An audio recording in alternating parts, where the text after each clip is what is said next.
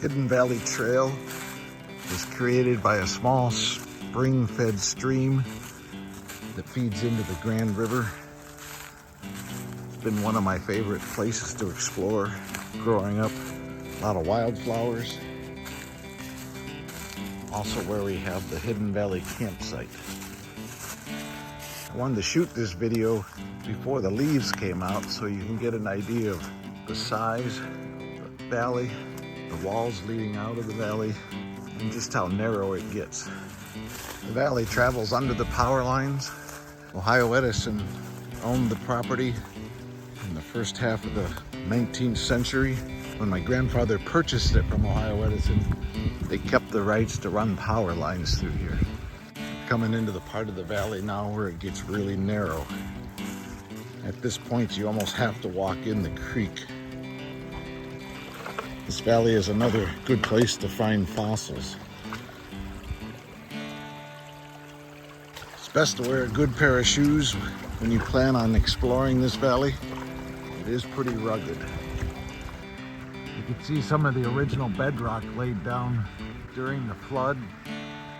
I've tried to find out what layers the fossils come out of, but I've never been able to do that. Some interesting rock formation. Looks like it slid down a little bit, probably runoff from underneath a glacier, then formed into the sandstone that's all through here. Here's a large erratic. These boulders were brought down from Canada by the glaciers and deposited down here.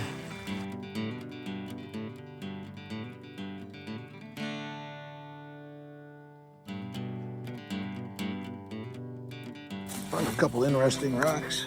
Looks like the sediment flowed over possibly some shells, or possibly just some bumpy formation that was already there. These could be shell depressions or just other rocks that were in the way of this flow. My buddy Duke loves to cool off in the river while we're walking.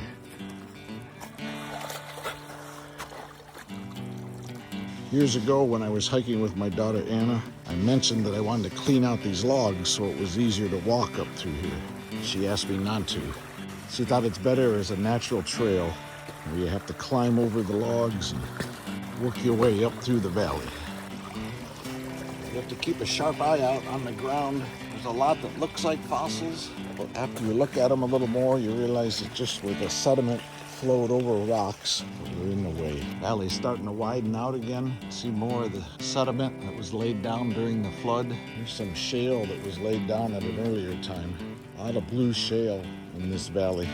This rock has an interesting formation. Looks like it could be an erratic formed into the sandstone.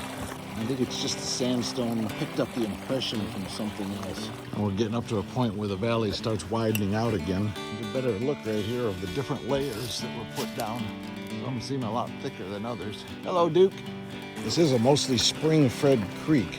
I've checked the temperature of the water in July and August. I've never seen it above 70 degrees. The main Grand River gets up close to 80. It was an old road that came through here. I was able to find some documentation in the county courthouse. The road led up to the top of the hill up there, and down right up through we're standing and headed up through here.